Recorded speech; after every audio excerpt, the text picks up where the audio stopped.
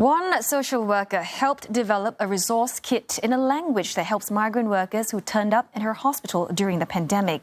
Another initiated partnerships with different religious institutions to support her elderly patients' diverse needs.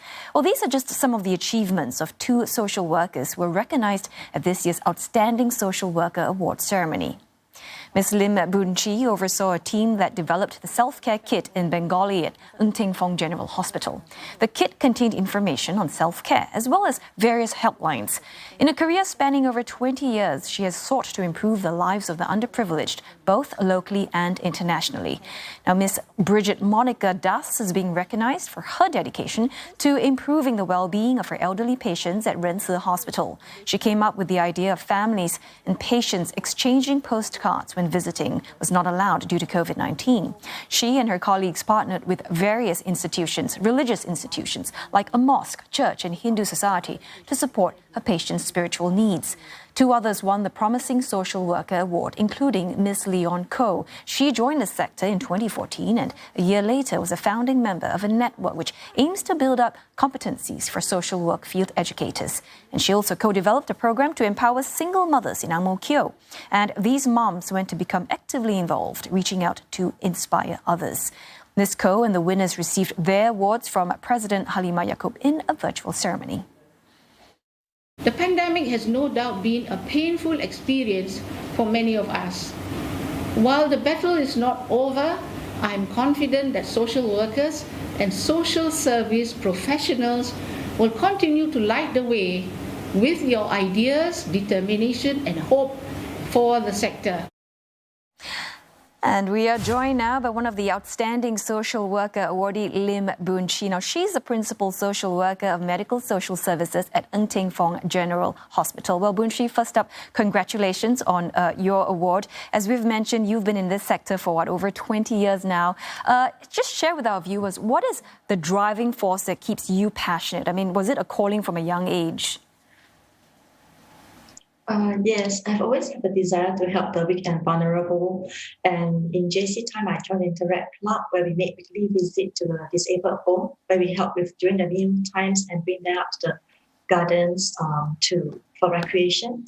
So that gave me a glimpse into how I can help the weak and the vulnerable and give me the impetus to continue on.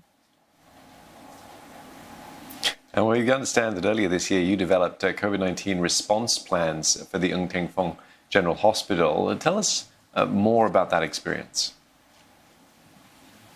Okay.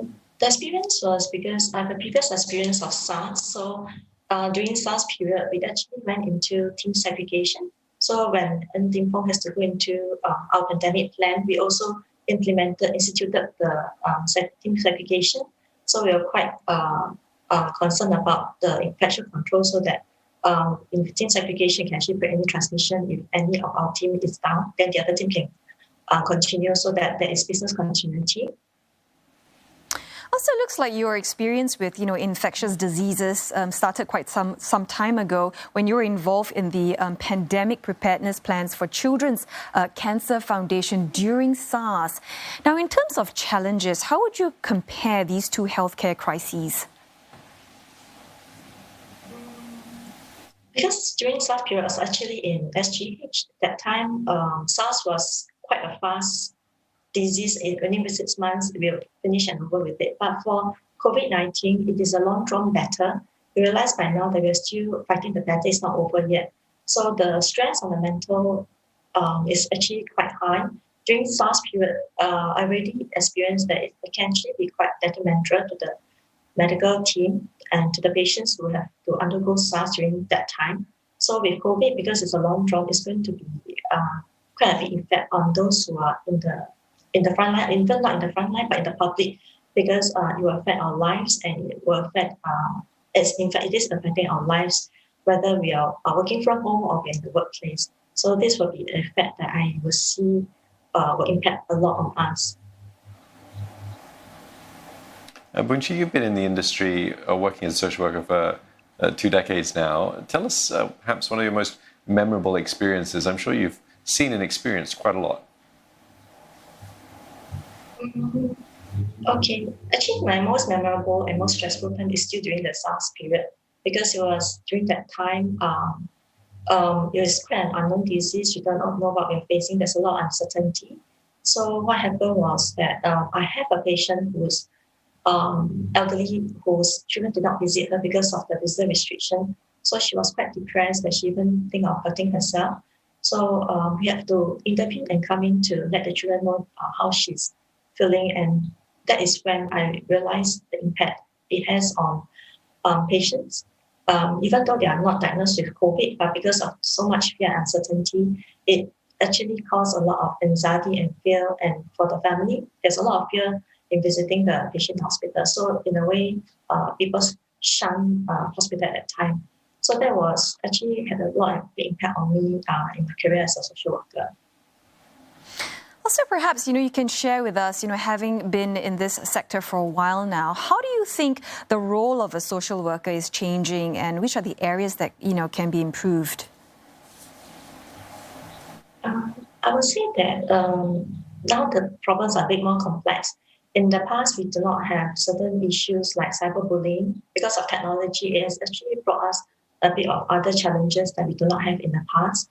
And I think in our field, right, we need a lot of support because you realize that even though there's a lot of people joining the field, but there's also a lot of people leaving the field because of stress and burnout. Supervision can provide a good source of support to social workers, especially when we have to make big decisions that impact the lives of our clients. So some of these decisions actually can be quite stressful, can be quite overwhelming, because sometimes you have to make decisions on risk level, like whether the patient is safe enough to go back home, and to make safe plan in family violence situation.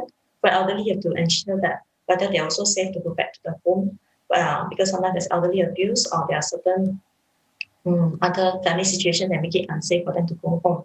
So because of all this, right, it can actually be quite a stressful and difficult journey for social workers, especially those who are young and starting on the field. So I will say in our field, we have gradually been recognizing that there is this need, and we've been taking steps to address this need at the same time.